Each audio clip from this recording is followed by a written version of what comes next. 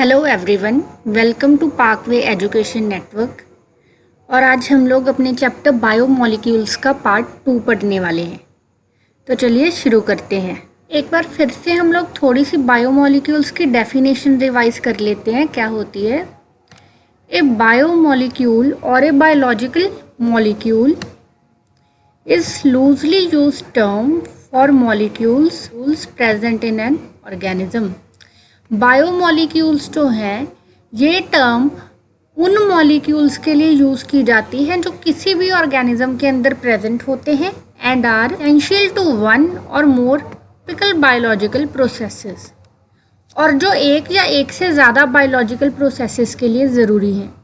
किसी भी ऑर्गेनिज्म की बॉडी के अंदर पाए जाने वाले ऐसे मॉलिक्यूल्स जो उसकी लाइफ प्रोसेसेस के लिए नेसेसरी हो, जिनके बिना उसकी लाइफ का कोई भी बायो प्रोसेस जो है ना पूरा हो सके, ऐसे मॉलिक्यूल्स को बोला जाता है बायो मॉलिक्यूल्स। ताकि हम लोगों ने अपनी पिछली वीडियो में डिस्कस किया था कि इस वीडियो में हम लोग बायो मॉलिक्यूल से जुड़ी कुछ डेफिनेशंस को पढ़ने वाले हैं। तो उनमें से पहली डेफिनेशन है सेलुलर पूल। लेकिन अगर अभी तक आप लोगों ने हमारी पुरानी वीडियो नहीं देखी तो उस वीडियो को ज़रूर देखें। उस वीडियो का लिंक इसी वीडियो में दिया हुआ है। पहली चीज़ जो हम पढ़ने वाले हैं वो है सेलुलर पूल। अब सेलुलर पूल बोला जाता है collection of sum total of different type of biomolecules, compounds और ions present in the cell. Cell के अंदर जितने भी बायोमॉलिक्यूल्स प्रेजेंट हों, जितने भी कंपाउंड्स प्रेजेंट हों या जितने भी आयंस प्रेजेंट हों, उनको बोला जाता है सेलुलर पूल।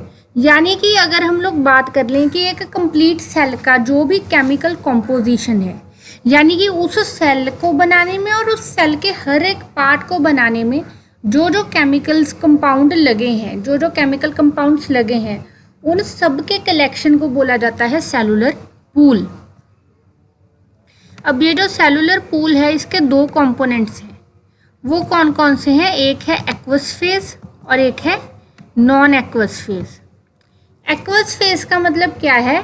वो सारे के सारे मॉलिक्यूल्स जो कि किसी भी सेल के साइटोप्लाज्म में प्रेजेंट हो। लोग जानते हैं कि जो साइटोप्लाज्म है वो सेल का एक लिक्विड फेज है।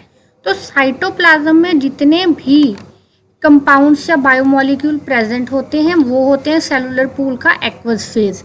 और सेल की डिफरेंट ऑर्गेनेल्स को बनाने में जो कंपाउंड लगते हैं उसको बोला जाता है सेल का नॉन एक्वस फेज। तो ये हैं दो फेजेस ऑफ सेलुलर पूल। अब सेलुलर पूल के बाद हम लोग आ जाते हैं मेटाबोलाइट्स पे कि मेटाबोलाइट्स क्या होते हैं। हम लोग अभी तक जितनी भी सेल बायोलॉजी पढ़ चुके हैं, सेल की टाइप्स पढ़ी हैं, कुछ भी पढ़ा है, हम लोग जब भी बात करते हैं बायोलॉजिकल प्रोसेसेस की, तो वो क्या होते हैं? वो होते हैं सारा का सारा मेटाबॉलिज्म। एक ऑर्गेनिज्म की बॉडी के अंदर या किसी भी एक लिविंग सेल के अंदर जितने भी केमिकल प्रोसेसेस होते हैं, जितने भी केमिकल रिएक्शंस होते हैं, उन सबको हम लोग बोलते हैं मेटाबॉलिज्म। और अब ये जो मेटाबॉलिज्म है उसके कुछ प्रोडक्ट्स होते हैं हमारे पास, जिनको हम लोग बोल देते हैं metabolites. Biochemistry, A metabolite is an intermediate and product of metabolism. देखिए, जो मेटाबोलाइट्स हैं वो किसी भी मेटाबॉलिक रिएक्शन के या तो एंड प्रोडक्ट होते हैं या फिर उसके इंटरमीडिएट होते हैं। लेकिन जो मेटाबोलाइट्स हैं उनमें खास तौर पे हम लोग स्मॉल मॉलिक्यूल्स को इंक्लूड करते हैं। जैसे जब भी हम लोग बोलते हैं बायोमॉलिक्यूल्स, तो बायोमॉलिक्यूल्स में तो प्रोटीन, डीएनए, कार्बोहाइड्रेट जैसे लार्ज मैक्रोमॉलिक्यूल्स आ जाते हैं। लेकिन जब हम लोग मेटाबोलाइट्स की बात करते हैं तो उसमें आते हैं स्मॉल मॉलिक्यूल्स। ऐसा क्यों? क्योंकि जो मेटाबोलाइट्स हैं वो मेटाबॉलिज्म के एंड प्रोडक्ट होते हैं या फिर इंटरमीडिएट होता है। तो जब मेटाबॉलिज्म होता है तो उसमें क्या होता है कि किसी भी कॉम्प्लेक्स मॉलिक्यूल का ब्रेक डाउन करके उससे एनर्जी बनाई जाती है। इसीलिए मेटाबॉलिज्म के जो एंड प्रोडक्ट्स हैं वो हमेशा स्मॉल मॉलिक्यूल्स होते हैं। और इसीलिए मेटाबोलाइट्स जो हैं उसमें हम लोग हमेशा स्मॉल मॉलिक्यूल्स को इंक्लूड करते हैं। हमारे जो मेटाबोलाइट्स हैं उनकी दो कैटेगरीज हैं। फर्स्ट है प्राइमरी मेटाबोलाइट्स। अब प्राइमरी मेटाबोलाइट्स क्या होते हैं? A primary metabolite is a kind of metabolite that is directly involved in normal growth, development and reproduction. जो प्राइमरी मेटाबोलाइट्स हैं वो उन मॉलिक्यूल्स को बोला जाता है जो किसी भी ऑर्गेनिज्म की लाइफ को डायरेक्टली इफेक्ट करें। उसकी बॉडी के डायरेक्टली किसी भी फंक्शन को जो मेटाबोलाइट्स इफेक्ट करे उनको बोला जाता है प्राइमरी मेटाबोलाइट। प्राइमरी मेटाबोलाइट्स के बिना बॉडी की नॉर्मल फंक्शनिंग होनी नामुमकिन है। It is usually perform as physiological function in the organism. A primary metabolite is typically present in many organism or cell. अब क्या है कि जो प्राइमरी मेटाबोलाइट्स हैं ये ऑर्गेनिज्म की बॉडी के फंक्शंस, उसकी बॉडी में होने वाले सारे के सारे प्रोसेसेस जो हैं उनको कंट्रोल करती हैं, उनकी प्रॉपर फंक्शनिंग को परफॉर्म करने में हेल्प करती हैं। ये जो प्राइमरी मेटाबोलाइट्स हैं ये लगभग ये बॉडी के बहुत सारे सेल्स में प्रेजेंट होते हैं। उसके बाद आ जाते हैं सेकेंडरी मेटाबोलाइट्स।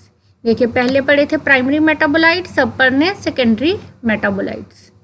अब ये जो सेकेंडरी मेटाबोलाइट्स हैं ये ऐसे कंपाउंड हैं जो कि किसी भी ऑर्गेनिज्म के सर्वाइवल और प्रोपगेशन, सर्वाइवल और प्रोपगेशन का मतलब है कि वो अपने आसपास के एनवायरनमेंट में ज़िंदा रह सके, और प्रोपगेशन का मतलब है कि वो रिप्रोडक्शन कर सके, प्रोपगेट कर सके। सेकेंडरी मेटाबोलाइट्स वो कंपाउंड होते हैं जो किसी भी ऑर्गेनिज्म की एग्जिस्टेंस के लिए इम्पॉर्टेंट है।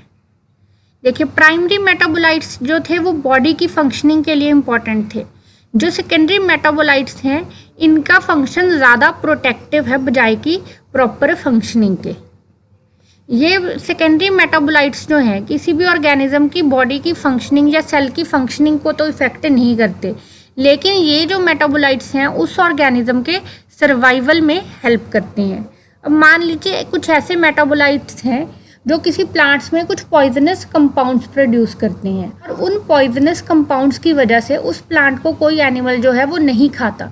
तो इस तरह से उस सेकेंडरी मेटाबोलाइट ने उस प्लांट की सर्वाइवल में हेल्प की। तो इस तरह के कंपाउंड्स को बोला जाता है सेकेंडरी मेटाबोलाइट्स।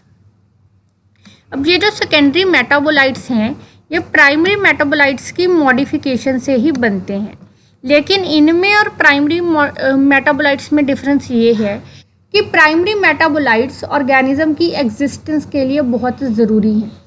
प्राइमरी मेटाबोलाइट्स होंगे तभी कोई भी ऑर्गेनिज्म की बॉडी का हर एक सेल प्रॉपर फंक्शनिंग करेगा, लेकिन जो सेकेंडरी मेटाबोलाइट्स हैं वो हर ऑर्गेनिज्म में हो भी सकती हैं और नहीं भी, क्योंकि ये जो हैं प्रोटेक्टिव हैं रेदर देन फंक्शनल। तो आज के लिए बस इतना ही। Thank you. अगर आपको ये लेसन अच्छा लगा हो तो इस वीडियो को लाइक करें, अपने दोस्तों में शेयर करें और हमारे चैनल पाकवी एजुकेशन नेटवर्क को सब्सक्राइब ज़रूर करें।